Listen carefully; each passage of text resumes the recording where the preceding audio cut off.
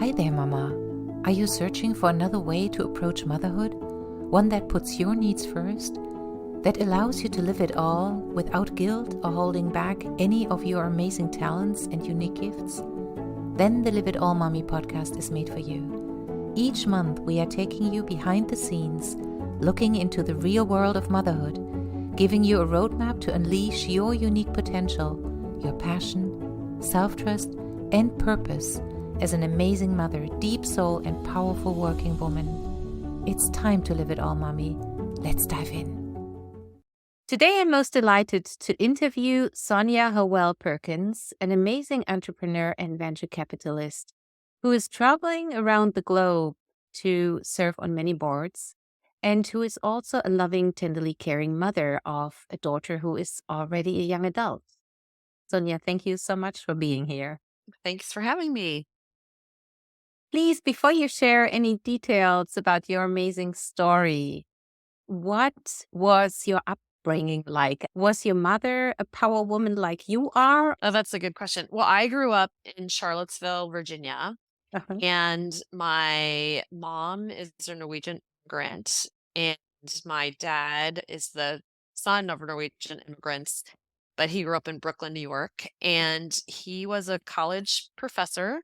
And my mom sometimes had part-time jobs, so it was mainly home with us. And it was a rather just plain childhood, I guess. Not a lot of glamour, but we were very much loved by our parents. I had two other sisters, including a twin, and they told us that they trusted us and not to disappoint them and not to lie. And so those were kind of the ground rules. And that's pretty much how I was raised. What a solid foundation to learn as a child that the parents trust you. I mean, really something incredible. And do you remember the moment when you knew what you want to do with your life and what you are really passionate about? Well, it's funny. My mom always said that when I was little, I said I was going to make a lot of money. That's what I wanted to do. Probably because I had to work and I loved clothes and I had to, you know, buy my own things. So I thought, well, wouldn't it be easier if I just had a better job? But I always knew I wanted to be in business. I was one of those kids that was selling bean bags at the neighborhood fair and part of junior achievement and all of that. I just found the whole concept of business fascinating. And so that was very clear. And I had a neighbor when I was 12 years old. Her name was Wendy Brew, and she got into the McIntyre School of Commerce at the University of Virginia. And when I was 12, I was like, I'm going to go there. So I was determined. Isn't that funny? So I think that is a real advantage is knowing what you want to be when you grow up and actually having goals in life. Because Sure. if you have something to strive for, it's just so much easier than just trying to figure it out or Course. informational interviews and things like that. So I wasn't 100% certain that I was wanted to be a venture capitalist because I didn't know what that was at the Exactly. time. But when I was in college, I had a professor that taught entrepreneurship and I was very attracted to that field. And I became a venture capitalist after taking a bunch of jobs, becoming, helpers in the PC industry. So in college, I worked at the computer lab. I taught Lotus to business professionals. I was a software programmer in the Department of Neurosurgery. And when I got out of college, I needed a job and I wanted a job that was going to look at a whole company instead of just parts of a company. So I didn't want to just focus on marketing or sales or finance. I wanted to focus on all of it, including strategy. And so I came up with venture capital as a way to do that. And it turned out to be an incredible career and life fit for me. I mean, I was literally 22 years old when I started at TA Associates in Boston and have been doing the job ever since. And Oh, I love it. wow, wow. So what I'm hearing is that you knew pretty soon what you want to do. And what I'm not hearing is any kind of self-doubt or something Oh, that holds you back or any fear. I mean, when you're describing it, it sounds you're going step by step by step to the point you want to go. I know yeah. I you mean, are. for me, I think life, especially for women of all ages, it's about creating options for yourself. So it's about being able to choose what you want your life to be versus someone telling you what your life is. And if you can get a great education and you can get a good job, you have a lot of options. You have options about where you want to live, if you want to get married or not, if you want to have children or not. I mean, it's all up to you. You get to choose. And I think a lot of people, end up not having a lot of options, which is why when I tell my daughter, hey, maybe you should study hard in school, I tell her it's not about me being proud of her or me concerned what the neighbors will think if she doesn't have good grades, but it's about her having options in her life, right? So if she gets good grades when she's in high school, she'll have a better chance of getting into a good college, which will have a better chance of getting a job, and thus kind of creating options for herself. And so that's kind of really how I think. Beautiful. And what I think is you mentioned if you have a good education and college degree, etc., then it makes life easier. But what I'm hearing from your way of thinking and from your mindset is that it is really about living from the inside out rather than from the outside in. And um, I would say this is the foundation to live your life fulfilled, no matter if you have a high degree or not. Would you agree, or is this too simple? No, I'm trying to trying to understand what you just said. But inside out, I think everyone needs to have life with purpose, Yeah. and that's from the inside, and having a purposeful life is a meaningful life. I think if you are following the wishes of somebody else and not your own, it's clearly not as purposeful. So finding what matters to you makes life better. And I always talk about, especially when Jack was born, I thought, "Well, what am I doing? Like, what am I doing with my life?" I was working at the time, 60 to 80 hours a week, commuting, the whole deal. And I said, "Well, what do I really wanna do?" And what I really wanted to do is invest in people and companies that mattered. So I still wanted to invest as a venture capitalist, but I also wanted to invest in my family and my parents and my community, which required, reducing the hours of work. Mhm. Yeah. Yeah, and that brings us to the next question. What would you say were the internal steps that you have been moved through when your daughter Jackie was born? What? Jack. Jack. Well, it was interesting because when Jack was born, it was a very busy time, and I was living in San Francisco and working in Menlo Park, so that just had a built-in hour commute each way, right? So there were many days that she would be asleep when I left the house and would be asleep when I came Mhm. home, which I didn't like at all. And who was with her when? So my husband, and we had some really wonderful people that helped us, and so we definitely had people at home with Jack. Mhm. But I felt like I was missing out, and I'd come home and they all had a fun day. So, just she was such a cute baby. And so I needed to just kind of scale that back and just figure out how it was gonna work for me. And so I decided to start Broadway Angels and to kind of step aside from my prior job, which took about 10 years to unwind because I was on the boards of Oh, 11 wow. companies. Yeah, Yeah. it took a long time. The venture industry is interesting industry because you're a partnership and each partnership is 10 years old. And then you invest in companies that you go on the board of, usually starting as a startup.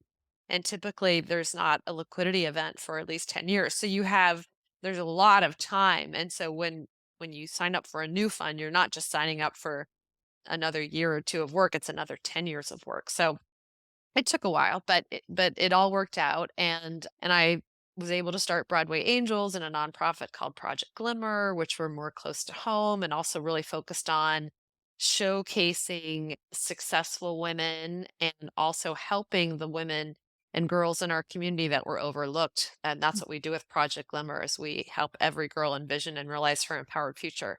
And for me, becoming a mother really helped point out that there were so few women in the venture industry and that as one of the few women in the venture industry, I needed to have a greater voice for women because I had such a great platform and I needed to do more to get more diversity in venture as well as to build up some of the women and girls in our community that, were not really cared for by our community or were forgotten. So that having a child turned me into the biggest feminist ever.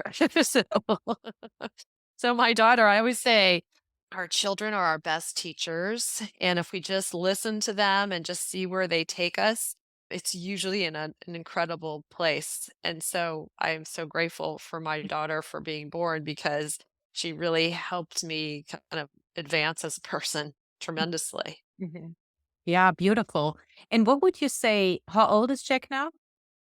Almost 15. What would you say what the current lesson is for you to from her as Well, Jack is very independent, and Jack decided that they wanted to go to a specialty art boarding school, which is 3,000 miles away from our home. And so the big who's they? learning. You you What? said you said they decided to. Who's they? Yeah, so sometimes they use the pronouns they and sometimes they use she. So Mhm. I just Yeah. it's Okay. interchangeable. It's very common among kids that age. And so Jack decided that she wanted to go to this school and she drove the whole process in terms of applying and getting in, and it was a pretty competitive school to get into.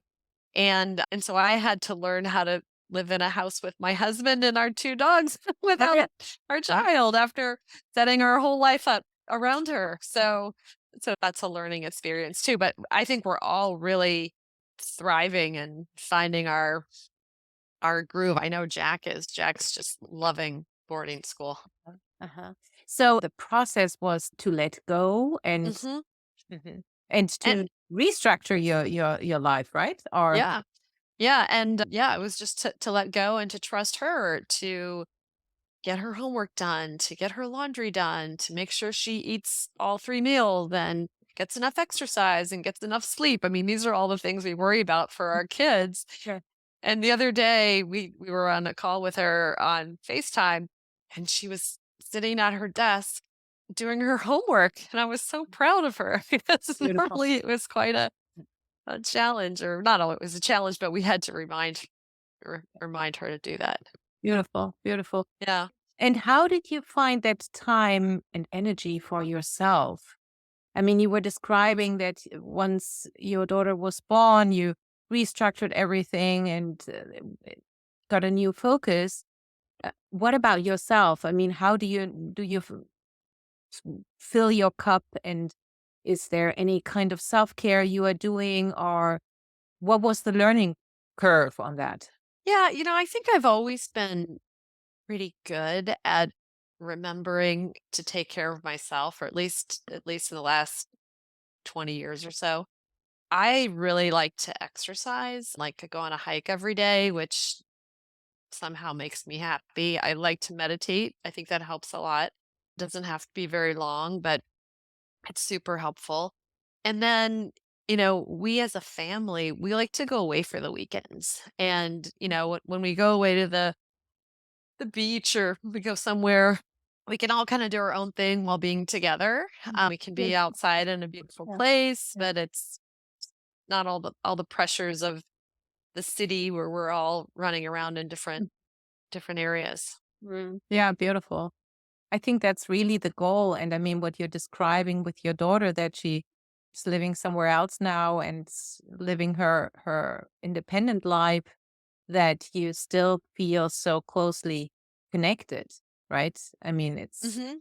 what a gift to have the freedom and to have the, yeah, bonding in. Yeah, that's nice. It's fun to see her grow up too. I mean, when you're 15 years old, you've got your own ideas and your own thoughts and your own opinions and point of views, and that's just so fun for me to Mhm, see what she's thinking of. mhm, mhm. Yeah, beautiful. And looking back at your life so far, would you say there is anything you would do differently as a working mom? No, it's funny. I never do that. I never look back and say, "Oh, if I had only done that," like regret, right? I try to live in the present, and sure, you make mistakes in the past, but if you beat yourself up, I just don't do it. And I believe that life happens as it should, even the bad things, and sometimes the bad things help make us who we are in a very positive way. And so I don't really have a lot of Beautiful. regrets. Yeah. Beautiful. I might not have ever had a Diet Coke in my life. I don't think that's very good for you. So maybe I would have been healthier in terms of what I consumed in high school and college, but I probably wouldn't have had a Diet Coke, but what I know now. But other than that, I'm sure I'm fine. Super example, yeah. I used to smoke 2 packages of cigarettes, and now I'm not Oh drinking no. alcohol or coffee, nothing at all, but I don't regret it. So I'm pretty much the same. I don't think it brings you further if you look back what you have done wrong, but sometimes there are just some little things for you, it's the Diet Coke, and that you regret. Yeah. Any number 1 advice for new moms who want to live it all? What would you say is what would you like to share? Yeah, well, it's funny. I just always say it doesn't have to be perfect, and sometimes, especially a new mom, you think, oh, I have to get it perfect. I have to get it right. And, you look at the other new moms and maybe they look like they're doing it right. But I think everybody isn't getting it perfectly. So I think I wouldn't worry about that. And and just don't beat yourself up if you get it wrong, right? I mean, everybody gets it wrong. Jack and I would call it mommy bloopers. Like every once in a while I'll mess up and I'm like, "Oh, yeah, it was such a mommy blooper." So, like the day when we told our friend to pick up our daughter at camp because my husband was on a sailing in a regatta and she got the day wrong. And so Okay. it was a big mommy blooper trying to get her picked up at camp from the last minute. It was a Saturday, not a Sunday, right? So that kind of stuff is going to happen. But, like when someone has a baby, like I always say, eat superfoods like sweet potatoes and avocado. Like, No Diet Coke. yeah, don't get all the packaged, baby food and, hire people that you want your kids to be like, and, that's always something that I would do. And then, say yes and no early. A lot of times kids will ask and ask and ask and ask, and you say, no, no, no, no, no, no, no. And then finally, the millionth time you say yes, and that's just not a good habit to get into. So say yes early and say no early, and just have fun with it, right? I've just been really surprised at how quickly it's gone. I mean, I only have one child, but it. I thought there were some days when she was a baby that I'm like, it's only 10 o'clock. I couldn't even believe how long the day was, and now we're 15 years later, and like, what happened to that time? I mean, it's gone. Like that childhood is gone. So enjoy every minute. Yeah, beautiful. So that's what I'm Yeah. learning from you to be present, to be in the moment, to have fun and Yeah. yeah. But I interrupted you. You wanted to say something? Oh no, I have no idea. I have lots to say, but Yeah, and I mean there aren't many role models out there who are successful business moms like you who are not afraid of sitting in a room full of men as the only woman. Who did you learn from the most, would you say? probably my dad, believe it or not. He was such a professional, and he gave me such respect at all ages that I just never doubted myself. I just Well, assumed that I was as good as he thought I was, and so there it was. And I saw that my mom, who had 3 children, and her parents are from Norway, so she didn't have a lot of support for help with the children growing up. And I saw that she just didn't have a lot of options, right? She was kind of our mom, and that was her choice, and that were her options. But I learned that maybe it's nice to have a lot of options, mhm. and that's my mom helped me learn that. Beautiful. Yeah. Yeah, and you created it based on trust, right? You created your own options, your freedom. I mean, to Yeah. make a Yeah. lot of money is one thing, but to be able to be present and to make changes and to look at it in such a positive way is your own work. It's not that you can buy, right? It's true. It's definitely true. Yeah, Yeah. And not to get discouraged. yeah, exactly. Exactly. Yeah, wonderful. Yeah. Sonia, thank you so much for being with us. Oh, And thank for you. Thanks for having inspiring me. us. Yeah, and encouraging all moms, including myself, to have the confidence and to find out their own way of being a loving mother and successful working woman and being themselves, right? Yeah, I think you can do everything. You just don't have to do everything all the time, Yeah. right? Yeah. Yeah. Thank you so much. All right. Well, thank you, Pia. I appreciate it. Thank you. Mama, are you ready to learn how to keep your cool even during the hottest family fights and biggest struggles at work?